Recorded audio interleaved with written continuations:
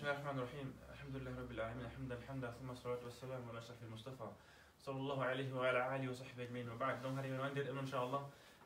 فوت أي درس من كور من أتلتيزم إن شاء الله لماري كور توريك كور براتيك. Donc هذا بكرة كبوانة وأمي وعندنا نون كورون دو هذا كون دورة كبروفيسيون ما بين. Donc هذا كنا من بدوغاني إن كمان national مون لكن كمان par exemple, il des performances, il tombe, il gagne un temps 5000 mètres et 10 000 mètres. Par exemple, 5000 mètres, il gagne un temps 15 minutes si il y aller. 10 000 mètres, va être 31 minutes. Donc, performance bon,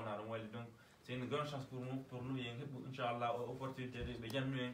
On doit y aller film, le goal l'année qu'elle film. Donc, à l'époque, de moi, Inch'Allah, il faut le temps qu'il athlète, mais il faut la athlète. Donc, à l'époque, de moi, Inch'Allah, la théorie au final, on va de pratiquer en business. Voilà. Assalamu alaikum wa rahmatullahi wa barakatuh. Aray ibadi adi ko o yafoto ko tata kon o do darse ko daragol e hoore karam ko be an e onon do fo en ala jonnude inshallah on bi yewteten do hande ko yowndiri e athlétisme hari en fuddorno landal nanen haray en artay taw e landal meden gal directement e si attaquen yewtugol seeda way do ko seeda e ko mi andi kon e athlétisme mi wawata yewtugol do si tawno ko fi diina mi inna ko mi andi ko bo mi yewtata kono bay ko fi athlétisme mi inna ko seeda e ko mi andi ko mi wawata yewte ko mi andi ko fo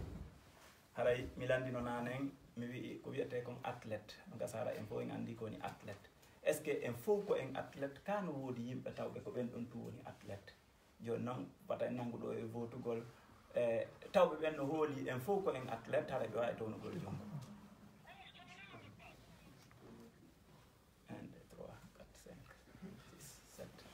Ok, voilà, ko be da ben inube ben info wana en athlète haray tigi tigi on info meden ko en athlète ko woni tun ko niveau professionnel et niveau amateur e yewtay fi mum labbinen poste neddo on si o hebama ka hore leydi do ko fuddorto wadugol mouvement ko geste athlétique ko dum don taw nde bobo on fuddo e wadugol impa sottingol koykum be wi'a sottini ko e gangal dum ko mars wi'ete dum athlète be ben gollitiray dum ko geste athlétique haray den info meden kiden jabi dum don si wi e dum don si on tigi woni paykum o fuddoto ko wi'ete kameden beina par exemple o sotay anu lappewal no wi'e kameden lappewal do beina dum so à longueur dogol en fo yi so à longueur so to gol kander jaare enen kameden on tigi walo o lappo be mesira mo don o sota dum fayda paykum futa fo wadi dum ko geste athlétique dum holli wondema mo kala pratique don athlétisme kameden ay e pay ko soit be jetta wano mangore onno hayre be bugo mangore ma lemunere dum don no wi'e ko dum woni lancer du poids en fo den andi hayre no mari poids do kadi ko wana dum mesuré de inni poids on ko mo tel kilo kono kameden kadi mesuraka kono mo kala e meden jetti goddum bugi ke soit ko bali o fidi soit ko mangore soit donc dum don holli o wadi geste athlétisme si wi dum don haray hibe inna so à la perse sotirgol leggal yawta leggal dum kadi no tabiti kameden men daroto no pay ko jogo ngala leggal a jogo to goddo iwra to ara no jogi leggal o sota dum don holli ko geste athlète en fo meden e woni athlète se ndari kala ko tawata neddo wadi jonno wobbe be pratique dum don ha do na niveau professionnel be na champion wobbe be wada dum don kono ha joni hide wadude ko wiete kon geste athlétique sabu ko wiete kon marche seppugol se wadde do ni dum do ko be jeey dum athlète be ben kala compétition championnat du monde jeux olympiques sikki ala compétition no wodi ala ko seppugol en fo de reconnaissance dum no wodi ka enen do fo komboni ala seppude donc neddo on o fu makko ko athlète en fo en taga ko en athlète Allah wadi en o jonni en dum donc ara en andi ala do mo wana athlète haray non joni ko hondu wonde yodde do bay haray na niveau professionnel wonden no gasa hina ko nafata onon be sukabe do fi on onon haray ko andu do wona do yewtede kono ba haray no filmede nafa mawbe meden ma sonna be nenira meden ma bandira men tawbe haray hino hani dogugol no windana soit no nawni ma dum no jandi be nako be dogu joni non daren ellaji wada e didi neddo on ko hundum goddo adorta joni haray ko adi kon e yewtay fi ko wiete kon échauffement hidon andi ka hala pular hide mari ko wiete wulnugol hide mari ko wiete wulnitagol dum ko échauffement et réchauffement haray neddo on hananamo de o pratique ko wiete kon sport dum don ko quel que soit le sport woni wo ko athlétisme ko football ko basket kala ko wadata hara o wadali ko wiete kon échauffement si tawi tun neddo on o sofali bandu makko dum directement o causay blessure ka bandu makko jonnon no jiya yimbe meden ko mi ata benna kambe be winditaade joni salle de fitness bano basique ma goɗɗum hara ko amateur tout on to goto anda ara tawa goreɓe ma no dari no jogui poids wano ɓuura si en ɗo no joguiti poids no ƴetta 200 kilo oɗo kadi ara tumi ari an kadi essaya on ɗon o sofa oɗo gaynino e sofade wara ɗon o jifo guil poids wi mo wawi heɓugol ko wiyete kon désirure musculaire kandel ga seeko maga par ce que ɓandu makko ndundu sofade eɗen andi sofugol ngol hay ka tournoi ji e yiya ɓe waɗa terrain d'échauffement katata yimɓe ɓe yahay hiɗe mari maximum de temps fi échauffugol ɓandu ndum ɗum ɗon ko fottana ko ɓuri kon e ɗuɗude muɗum 45 minutes wawata sofugol neɗɗo on ɓandu makko ndu sofa ko wiyete kon échauffement koyo taw ƴiƴeɗen nder gaɗe sofay tew on sofa ƴiƴan ɗan sofa ɗaɗi ɗin sofa si lakkere nde yalta ka yaasi ko honno ƴettirte ngal misal ƴette ndiyam waɗen e wurere sagginen e hoore yiite sikke ala ko nde wurere nde wuuli si ndiyam ɗan fata ƴetten ɗan ndiyam wulɗam waylen ɗan e pièce goo ko tata so fa e wurere goo hayso e hoore yiite ɗan fatata donc si neɗɗo waɗali échauffement o naati tun e compétition on direct e yaltiɗo tun en jokkitaraw on bam en dogi enen ɗo fof ɗe risque heɓugol blessure sabu honɗum sabu angal gandal sabu ukkagol e hunde nde anda joni si docteur jo windanima ɗo dogu ma waɗu sport haray no hani awande yaha waɗa taho doyi ko honɗum no woni waɗugol doyi on sofagol ɗon koyo on tigui fokkitir yaadu makko no si tawi mo andi ko capable waɗugol enen 10 km à l'heure joni awa o fuɗɗora 5 km à l'heure o fuɗɗora o rythme ɗon ha ɓandu makko ndun sofa o santa joni tuma lakkere nde yaltiga o joni noon ɗum sa dépend e nokkure nden wano ka meɗen ma ete ɗo sofugol goɗɗo no yaawi a lakkere ili kono hara nder toon sofaali o doga tun 5 minutes yawo juuri lakkere ma o seppa tun 5 minutes yawo juuri lakkere haɗa na ɗum ɗon ko be nder toon sofa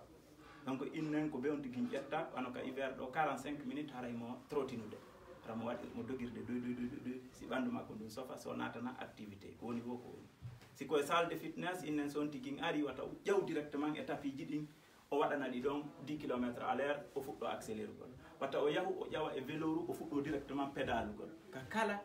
yo ƴettir doy ha ɓandu makko ndun sofa une fois o sofi simo falamo wawi waɗugol vitesse ɗon andi hay otoje ɗen si goɗɗo no ekkitade dogingol oto o andata ko sa humbo vitesse o heɓi ekkitagol ngol ko fewnugol ngol holleteɗa changegol vitesse ji ɗi mais no otoal ngal wattirta yewde ha 120 km à l'heure ɗum ɗon an tigui andata ko sa humbo ɗum kono wowtirta noon awa doggugol ngol ko wano noon si neɗɗo on sofi alir makko on ɓeydoto hara o andali awa ko très important o point ɗo kala heɗitiɗo ɗum ɗo yo andu wata o jaɓu ukkagol tum fi goreɓe makko no rondade po ano gasa o tagaki ndin tagudi ma kamɓe ɓe sofino ma ukko tun e match de football fi kanko ari retard ma ukko tun e compétition o taw ɓe no doga ɓe windi to ma ɗum o yalta ka taraw o hawrodira e goɗɗo dogguɗo à peu près 5 km o hewtitomo kanko mo yalti ka suudu makko mo wiya yo waɗa foti goyiyamo tun o jokka rythme on ɗon on kaw jokki o rythme ɗo wo directement mo wawi resude donc yo andu on ɗon kañum waɗino doyi haray ko ɗum ɗo wiyete échauffement en ɗuɗɗinta ko wiyete ko réchauffement ko si a fowtike a waɗi a ari compétition on koye 15 heures fuɗɗoto 45 minutes avant ma 1 heure avant la compétition on tigui o échauffike moƴƴa ha ɓandu makko ndun sofi simo jogui coñci sifa ɗum ɗo o ƴetta o watto fi évitugol ko wiyete ko refroidissement musculaire o watto coñci makko ɗin o couvre lakkere nden hara o jaɓali ittugol ɗum ɗon ɓandu makko ndu lutta sofugol nder ton si wonoyi 10 minutes avant la compétition on tigui no resofo ɗon andi tigui wulnitagol e wulnugol na gotum ɗon on tigui waɗay tum mouvement mum gokku tun ni lakkere ila e makko o woni prêt fi compétition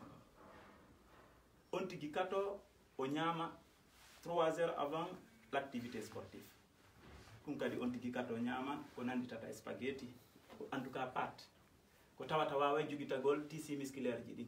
no andirɗen noon goɗɗo so tawi mo wadde tout le temps oɗo mouvement mo dogude haray no ñamude ko wiyete kon baguji ɗin baguji ɗin no wawi lannugol kono ɗum no wawata suudugol ɗi baguji wona tew wona maaro ko wano spaghetti si on tigui no ñama sifa ɗum ɗon ɗum ɗo wawa arugol suudanamo tissu musculaire ji ɗin ɗi wonta kadi wonno ɗon donc on tigui ñama au moins 3 heures avant la compétition o évita kala ko anduɗon fayda l'islam on no interdise mi anda ka football mais ka athlétisme ɗum ɗon kañum kadi no tonga athlète jo o fimata o yarata o yaltata hirugol o yaha e discothèque ji e amgol ko ko yo waalo avant 22h ko be minimum o heɓa 8h ko yo kato immo bimbi law o waɗa mouvement ɗum ɗo fof hino naati e ka dina meɗen ino piiji goo hino kafi tawaɗa ko lorra kal athlétisme hino tongani ono gorko on ma debbo on rendugol souvent himo duwa au moins une fois par mois mais hara ko ɓendu makko ɓayi ɗe gandi ko ka dina won ɗe gina e goɗɗum ɗo donc ko fi hon ɗum neɗɗo on si tawi woni o rendata haray mo sardude muscle ji makko ɗin chargé tawa o wawata waɗugol mouvement o tedda kono noon si o rendi o faible kadi si so sukkini donc himo hatonqini e muɗum kenen o hatonqina e muɗum donc joni noon fi jombuɓe ɓen amma célibataire ɓe ɓen karama ko ɓennoɗo ɓe andi ko nelaɗo sallallah alih w sallam makani célibataire ɓe ɓen yoɓe hooru on noon hoorugol no faandi konko mi wi ɗon kadi koy hoorugol ngol kadi son daari no haɗi son ardi noon kamɓe kadi koko ɓe wi koko ittata sahwu on ko ittata faale ɗen e neɗɗo on donc hino ari nokku nguuru donc haray résumé ko wiyete kon échauffement et réchauffement ɗum ɗon lanni joni noon en aray directement naata nen si tawi woni neɗɗo on himo faala waɗugol départ ka départ si tawi ko compétition neɗɗo on no doit heɓugol ko wiyete kon concentration hara wonaali aden dialogue fijida yimɓe tout le temps ka départ o watta ɗon si heddi que 5 minutes o wona fermé o concentre ɓanndu makko ɗum woni ko football woni ko athlétisme ko woni wo wona neɗɗo fermé ta joni ko woni mijitade ko fi victoire on e sauvegol honneur on wandita joni hande ɗo hay président de la république wawata darade ɗon ministre wawata darade ɗum joni awa o représente ilandema ɗo président de la république makko on joni siko guine fop hino miisi e hoore o on wawi mimi dogata fi mbuuɗi d' accord kono ɓay ɗum mi dogata fi mbuuɗi kono noon nene an no jooɗi no daarude lam kotiraɓe an no jooɗi jine fop no faala yiw golla yomi woni yeeso o concentre o fi ɗum ɗon ɗum ɗo o mandito moƴƴa ɗum ɗo ko ka départ kono noon o gollitiro e ɗum kadi si ka arrivé si yewtanoyimo kadi ka arrivé ɗum ɗo ko ɗum wiyete concentration avant la compétition ɗo ɓe joni naltaw départ joni noon si woni ha ɓe jonni ko innete kon départ on tigui anda hoore muɗum woni andugol hoore muɗum ko o chrono ɗo ara ɗen addori mi sikkuno mi addori chrono ok ara mi addorade ok on tigui anda hoore muɗum ko woni andugol hoore muɗum ko andugol chrono muɗum on andugol si tawi e misal min komi capable komi entraîne to min mi entraîneur am komi capable waɗugol 30 minutes e nder 10 kilométres c'est à dire komi andi capacité an on ko 3 minutes par kilométre cela veut dire fiisi mi fotti e hisam el guérouse kenen hisabe kene mi fotti ɗo e keniya e ɗum ɗo en ɗo tami jokkuɓe simi jokkiɓe mi tenoyta donc yomi maintenu ko wiyete tempo kon si tawi woni mi mainteni ɗum ɗon 3 minutes par kilométre an on ɓey yaltunoɓe yeehi fiw tawi hinaɓe capable waɗgol 3 minutes par kilométre haray ɓe ñawlilam ɓe yoɓo yeeɗa yeeso yomi accu ɗo yoɓe yaa min yomi ndaar tum chrono an on a wawi kadi réglude chrono ma on centre ji no woodi hande ɓe haɓɓata ɗo tawa sonay à chaque kilométre ko programme ɗa kon sa ini ko 2 minutes 40 mas ko 3 minutes donc jokka o rythme ɗon hande kadi ñawlinoɓe ma ɓen ɓe crève e joni yeeso ala hewtoɗaɓe tawɓe ɓen ko capable waɗugol ɓuuri ɗum ɗon ɓen ɗon ɓe continue donc katoɗa batugol record ma on an hara dogirali fi batugol goɗɗo ɗum ɗon ko impossible si 1 milliardaire o wallinama ɗo hakkudeji men ɓe wii gañiɗo ɗo 10 kilométre wo o gañoto o hendoto ɗimbuɗo hay goto e men gañorta ɗin saabu faale makko no gasa woɓɓe mon no haton ɗini ɓurilam no gasa woɓɓe moɗon no soñji sa addi guinajo e misal min nomi ardi ɗo championnat du monde hakkude champion ɓe taw ɓe gañinoki championnat du monde e olympique ji est ce que ɓen no faala mbuuɗi ɓurilam min iwɗo laguine weelaɗo soñji e ndi leydi e lakkere soñdia kono ɓay tum hina faale ɗen gañoto ɓe piyanno donc c'est à dire wona faale ɗen haray won tigi andu hoore mum o doga fi performance ko wawi kon o entraînano mbawdi makko ndi haray ko ɗum ɗo innete neɗɗo préparé ɗo fi compétition joni noon si ɓe jonni hande kadi départ on hiɗon e nder course on neɗɗo on anda ko innete kon fuuley ɗon andi neɗɗo no doit heɓugol pijiyogaji mo doit heɓugol force no yewtirɗan noon ko concentration ka départ mo doit heɓugol endurance makko on koko permettata mo doggugol ka woɗɗi noon hara vraiment o wawa wadde ɗum ɗon hara oɗon kaali si tawi o gayni endurance mo doit heɓugol ko wiyete ko résistance on jonnatamo force ka fin imo doit heɓugol souplesse imo doit wongol coordonné o heɓa coordination ɗiɗo fof ɗi gollay ka nder compétition kun classe uɗa tawana e place muɗum a perdi course ma goɗɗo ƴettata ko innete concordation o adda ɗum ka départ goɗɗo ƴettata résistance on o naɓamo ko endurance goɗɗo ƴettata endurance on o nattamoɗa si en buusirte tawi ko course de fond wonɗen dogude ko longue distance ko honɗum waɗeten ko udditugol hunduko kon pompa wasi ko poore sako hun jogui ɗen ko hendu woni dar ton hiɗe wadde ni ɓernde nden gonide dowa waɗugol pendant 20 km ou 42 km oɗo ko course de fond kanko ɓernde makko nde nande sage koni o yahata so ari ha tawi joni ɗuma o ronki honno ɓernde makko nder ronki hande kadi himo telen ka fin de course ko ɗon o gollirta ko wiyete kon coordination anditugol ko communauté on habbimo kon anditugol prime waɗaɗo on anditugol ko hombo woni ɓaawo andugol ko hombo woni yesso e athlète ɓeɓe ɗum ɗo noon ko honɗum koko sendata haqqil neɗɗo on hara himo gollude golle makko ɗen koyɗe ɗen nde ñamal ngal yaha wo ko kañum enana ngo yadata ɗum ko automatique ɗum hina min décidata na onon ɗo décidata koyngal nanal yaada e tun e junngo ñaamo koyngal ñamal yaada e tun e junngo nano ɗum ko obligatoire woni joni noon o heddike quelques kilomètres himo mari champion ɓe ɓaawo himo mari champion ɓe yesso himo mo hoola ɗo ko be o senda haqqille makko ɗen ɗiɗo mouvement ji hiɗi waɗiri ni si o ginnama yo waɗu ɗum onon ɗo no gata buye mo waɗata min noon miɗo wadde law wolude lan tappude ɓernde anden miɗo tappude hoore nden si o waɗi joni woɓɓe mon tappa e ɓernde nde wo hoore nde wota ɓe wata gollirden ɗo fiyon ɗum billa wawi senduko e misal karama koɓɓe si ɓe wadde bayana woɓɓe hay liɓuɗa tasi hum ɓe wayi e haala kam ɓe hijjiti konto joni sa noddiɓe téléphone ɓe wolude deke ɓe darde télé on ande haqqille ɗen seedi neɗɗo no dowa wawde sendugol haqqille makko ɗen e piiji bus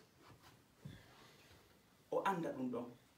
hino jeeya exercice ji ko tata si goɗɗo waɗi ni o fiɓi juuɗe makko ɗen o waɗi ɗo ni o concentre o net o daraka hakkude kolli o visa ɗo net billahi kolli ɗin ɗi noddidira ɗi nototo harayna kanko décide si on faala fo moɗo yahe essai o fiɓon kolli muɗum ɗin ni net waɗon ni ɗo si an tawi haqqille ma ɗen ko ɗon ɗum woni ndaare kolli ɗin ɗi arana e hoore majje haaɗi ko wala net fi hon ɗum neɗɗo on ko ɗum ɗo andinta neɗɗo mo wawi sendugol haqqille makko ɗen o ayna ɗum ɗa o ayna ɗum ɗa o ayna ɗum ɗa si tawi lammari mbuɗi la wawi ronkude mi ronki ɓandu an ɗum découragé kono fi la yiiɗi laggine la wawi forcirgol fi komi yiiɗi laggine kono fi yo laggine yiye au niveau international donc ɗum ɗo ko fi ko innete kon course de fond en hatti ɗon amma sprinter ɓe ɓen ko totalement différent ɓen ɗon ko woni golle maɓɓe ɗen sprinter jo départ makko on hiɗen andi ko avo marque ko jicca minen ko daragol koni kanko départ makko on ko oɗo kanko ko woni golle makko ila ka o jooɗi ɗo ɓe wimo ɗo avo marque himo sardude ɓandu makko ndum ha hendu ndun naata e tewu makko on fab pompo is important ɓen après ka o ɓanti ɗo o bulo ka fofango makko ngo ɓenna parte 50 métres o fofata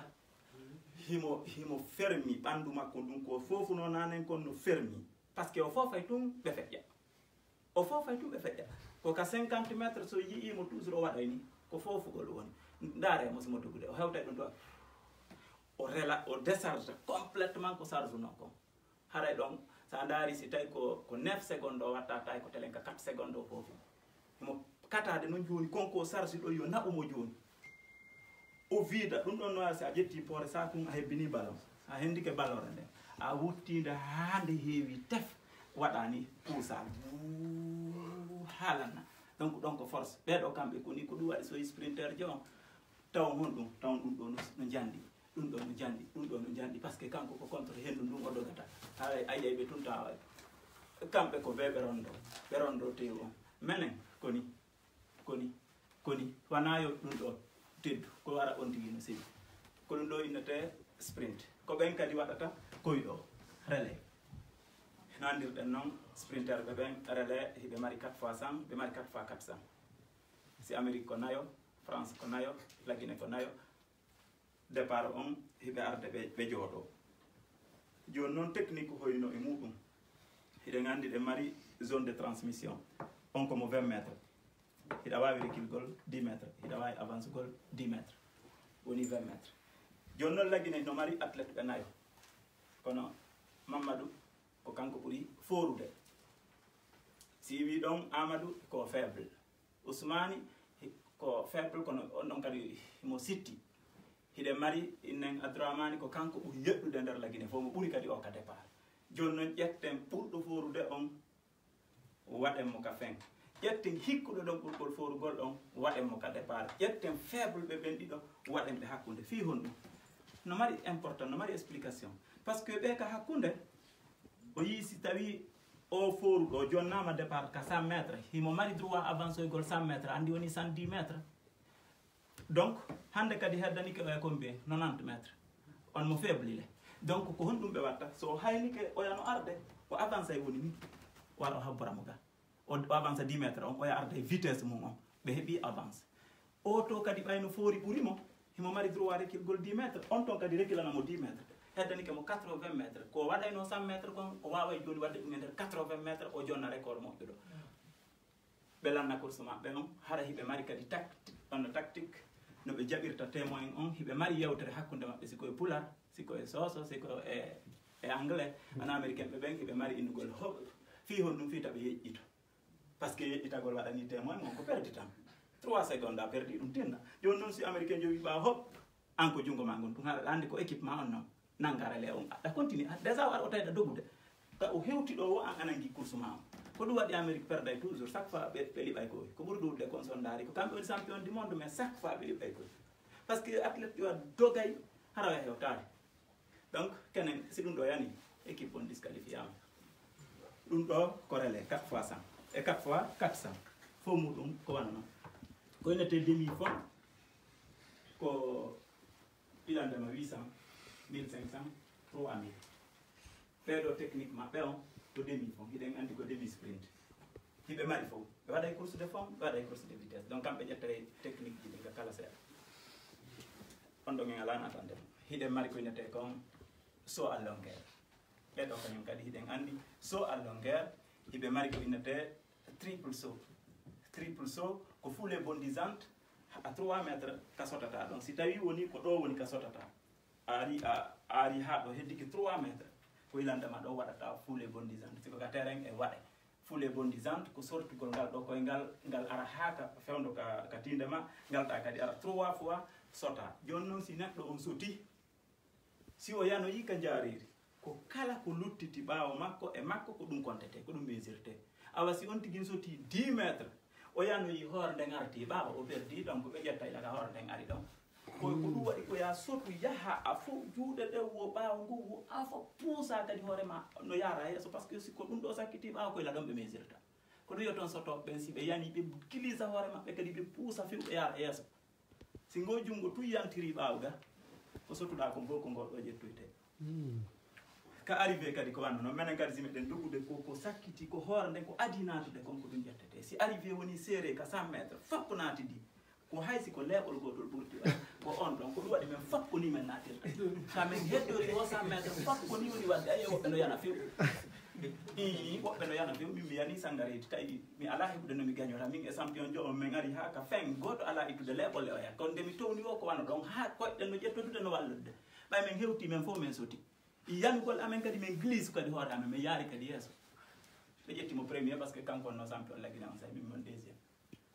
donc haray ko ni woni ko wiyete kon athlétisme e yewtata fof kono wano poids en ala important yewtugol fi mum bugagol poids ɓe mari technique si ɓe hendiki poids on ɗo ɓe towni koye ngal ngal ɓe rekkila 3 pas derrière ɓe fewta ɓe bugo ko ɗum ɗon za vélo sa ƴetti za vélo on koya eɓɓan nowru ma ɗum za vélo o wona fewdo nowru ndum avant ça à 3 métres bugoɗa donc accitugol za vélo on ino mari technique hara e ɗiɗo fof ɓay nafa eda enen ɗo e mara athlète joma hara si tawi ko ɗum ɗon hara katere en janggueten fi mum en jangga hara no woodi piiji bus ko yowdiri e athlétisme kono ɓay darsiji meɗen ɗi hina hannde hattata inchallah ñande tumbodirɗa e éditeur to fi sportif on kala kadi ha toon ƴinɗo e sifa ɗiɗo darsiji mo wawi en suivre kol ka facebook ide waɗa kenen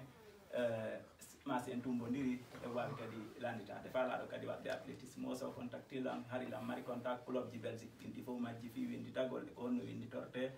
on ɗum kadi woni fi athlétisme haray mi raɓɓinɗino hollugol ɗum ɗo ko matériel sportif jo fof hiɗon andi ko massage goɗɗo wata woni sportif jo mara ko wiyete comme massage ɗum ɗo koko andu on fof mon ɗon haray goɗɗo so tawi o entraîni ki mo doit masugol ɓandu makko ɗum ko matériel ji on tigui no doit wondugol e mum si wiye ɗum mo doit heɓugol bande ji fi si tawi koyeɗen barmi lessi hara on tigui haɓɓay koyngal makko ngal masi ko jungo ngon ko ɗum ko sohen on andi croix rouge haray ɗum ɗo ko médaille ji yogaji ɗum ɗo na médaille en fait koko wiyete kon andi to leydi Laguine ndi no faible ɗiɗo piiji haray koko mi arno iwgol Laguine ara ɗo haray ko min wonno membre de la fédération guinéenne d'athlétisme entraîneur en même temps capitaine de l'équipe et athlète ko tawata aduna ɗon fof goɗɗo wata jonnede sifande responsabilité saabu faiblesse Laguine on yoɓangol ɓen ɗon fof biye ɓe waɗi lanɗi fof français jo daari ɗam ha o inni menen ka amen aden goto ɗum ɗo fof mi wiɗi athlète capitaine de Laguine mi ari mi dari mi waɗi on ɗo réunion mi hooti mi jooɗi ɓe wiɗi les membres de la fédération guinéenne d'athlétisme mi ari mi dari mi waɗi on ɗo réunion mi hooti ɓe wiye les entraîneurs mi ari mi dari mi waɗi hooti mi jooɗi joni noon en daari Laguine e arnaque wonɗo Laguine on ko innete ko médaille ndaare ko médaille d'argent ko andirten ko fenande médaille no ɓornino o bonino ko ɗo mi luttiri médaille iwɗo Laguine ko tata haray ko souvenir an ko tata on tigui gagnino e championnat national Kindia haray ɗiɗo haari si meɗen joguiɗi mi wawa ƴettugol métro et tram kala ka jindete touristique e nder Bruxelles ɗo mi wawno visitugol kono ko juste valable feewɗo compétition on tum ɗum ɗo kokomi wonno 3e non ɗum ɗo ko médaille de participation fi on tan ɗon donc haray oɗo ko Maastricht wonni Maastricht 2004 haray mi windi ɗo Maastricht 2004 kami arno mi classe 3e au niveau Europe au 21 km donc avec 1 heure 7 minutes ɗum ɗo 31e joguinde ɓe vérifié ka tata 2000 personnes participay à chaque année ko ɗon mi andi oustage Abdallah première fois haari ɓe ka centre ɓe nani Guinéen jono dogude ɗo ɓe ari ɓe assisti course on tawi hiɗan préparude oɗo Maastricht mi ronki gagnade kono mi woni 8e e nder 2000 personnes on e hoore entraîneur on no landila yomi won calme witami blesse a haari prix on ko to wonno donc piiji ɗi no ɗuuɗi trophée ji kono mi rondota ko sifa ɗum haray ko biographie an on ni ɗum ɗo mi ala janngude ɓay e marathon kono faala ɗo mo wawi hendade o jangga haɗa heeɗi ɗo ɗi buy komi waɗi kon seeɗa e nder athlétisme Guinée ha Belgique ɗo haray ko ɗum ɗo mi mari fewdo ɗo ko yowodiri e athlétisme fi en gagnio tan on haray miɗo soyta on fof moɗon bon sens miɗo weltano fota lawol kisal e groupe Almohsinouna e sifa o organisation ɗo no karama koɓe makiri nane min on haari mi waɗaɗi sifa o ɗo e kotiji ɗin fof ka ɓuttingollam ɓernde weltinalan tawede ɗum ɗo e yiɓugol kadi organisation on no labira respectugol leer jiɗi e niveau ñamugol ngol e niveau relation amical ko woni kon ambiance hakkudeji meɗen sago am hara ko lewru num mi wonayno saabu mi wayri ɗum ɗo fewdo mi wonno athlète no min voyagirayno kankan ma Sénégal ma Cameroun sifa ɗin ɗon tan ji mi wayri donc la wulɗa fota ɗo noon lan heɓude nafooreji junngo karama koɓɓen e junngo moɗon onon jeunesse on kala yewtuɗo soɓe miɗo capitude mi heɓa piiji boyi haray vraiment ila yiɗi yo ɗum ɗo fillito hakkudeji meɗen laaɓiji boyi hara hiɗe wawi noddugol sukaɓe goo kadi miɗo rerɗina kadi kala tawɗo tawaka e ngaal yo wakkilo ñande wattoy taw hara kanko kadi o tawete ɗum ɗo haray si falji o rewa ɗi gama gonnguɗi ɗin ardali no faalira ɗon miɗo yaafini fota assalamu aleykum wa rahmatullahi wabarakatuh barakallah fikum wa jazakumullah khayra jaza machallah wallahi ɗo no comment par ce que enen ɗo fande jangguiɗo piijo fof ɗe andano subhanallah wallahi andi neɗɗo on hunde kala ko anda hemo mefiyo début ande tawi ɓayindama karama koɓɓe janna e athlétisme yino yimɓe wino ɓiɗare kam ɓeyda tan fuɗɗi keɗo mino geccile buy hen tikeɗo subhanallah fuɗɗete am min tigui vraiment machallah cheikh o janni men ɗo machallah ko ɓuuri labede e ko janguite ko minatoji kadi moƴƴi allah on ko moƴƴuɗe gueɗɗi battina e meɗen kadi inchallah ama joni haray cheikh oɓe joni haray ɓe dartanen koɓe janni en kon inchallah dara sen man tigui moƴƴa on tumantinen kadi sen mar lande inchallah haray landuɗen ɓe nam cheikh haray ɓamen dartane ko janni ɗon ko inchallah allah ala en jonnata e ɗum ɗon inchallah haray tigui tigui on en landoto taho ko honɗum neɗɗo on haton guini si tawi woni o prépare compétition on o hewti 5 minutes avant la compétition ko honɗum neɗɗo on hani waɗugol ɗon nam nam dawade échauffement na échauffement goɗɗum ɗo kadi concentration ok hiɗen lando ko combien de minutes wonata échauffement complet 45 minutes 45 ma 1 heure ɗo ko mi wolno ko piiji ɗi anduɗon tum fayde ko yimɓe sportif ɓe tum mi mari yeesaɗo voilà haray si woni on tigui hewti ka arrivé heddanike ma à peu près 1 à 2 kilomètres de l' arrivé haray ko honɗum o hatton guini ɗon non sugal objectif makko pays makko e vocabulaire onno wiyete objectif manquant. Coordination, machallah, ko wali coordination machallah. voilà haray ɗe wawi hawtidirgol ko piiji jeeɗu athlète jon ha ton guini e muɗum ko kontuɗen ɗo kon hara ko no woodi hay sinaɗi fof anduɗon woɓɓe nako ɗum ɗa woɓɓe nako ɗum ɗa ara e yewtiɗo piiji boyi ko ha ton guina ko fi on tigi ono athlète complet Raw fimata yarasi. harana ɗum ɗon kadi hara ko performance makko jonnatamo performance Andi on. endurance goo Coordination. de Résistance. résistance trois Souplesse. souplesse quatre donc ɗiɗo hiɗi inni PPG préparation physique générale avant on tigi wonde athlète jom o waɗa e PPG préparation physique générale so gayni ɗum ɗon waɗa préparation physique spécifique c' est à dire on tigi spécialisé o wano inirten noon karama ko ɓe jangga ha e nokku ɓe ƴetta spécialité athlétisme kadi sa ari a prépara e ɓandu ma ɗum ɗo fof sa gayni ƴetta ɗon noon spécifiquement on ko 1500 métres ka ko 10 000 métres ko so a longueur ko so a hauteur aray ko sifani walla haray joni hatten ɗo si tawi ɗon mari lande ko yowdiri e athlétisme onon lando ɗon aray ɗo on darso on faami ke few men andi ko fi sport non ma landade ɗo wawi au fait min kom faala ko landade non technique ji kon tigi watta kon ara fiyon tigi hendito ɗuma souffle makko par ce que woɓɓe goo wona si woni ha on tigi ɗum annaki neeɓiɗo gaali a yiɗi ko to dogude duppa heña on tigi warrata fiyo ɗum ɗon artu hara on tigi déemblé saki mara kay ɗum annaki waali o si tawi ɗum wonta e poids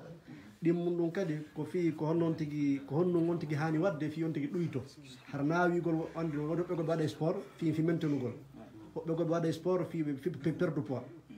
je pense que ɗum ko wiyete men wonno hatto jini e mum way kono woniri haray tigi tigi fi hettugol fi watta on tigi woni duppuɗo duppo souvent ko no ɓe landorino on tigi ɗuɗɗinay beaucoup d' abdominaux inférieur et supérieur wawi waɗugol 2 ou 3 fiyoyɗo ɓen fof o tout ɗum ɗo sa fini bimbi o ɗo towna ɗo 10 compta 1 2 3 4 compta ɗo han 10 après hop compta ɗo kañum kadi 10 après hop compta ɗo kañum kadi 10 après hiɗa wawi tournirgol ɗe ni ɗo ko abdominaux inférieur ji ɗi si on tigi no ɗumanni o compta o ɗo ngal ɗo 10 fois kono hara ko yo hawtinir o ina ɗo 1 2 hara noon o waɗa ɗo few o wadda ɗi noon 3 o waɗa ɗum ɗo 30 koye ngal ɗo ƴetta e 10 ngal ɗo 10 e ɗiɗi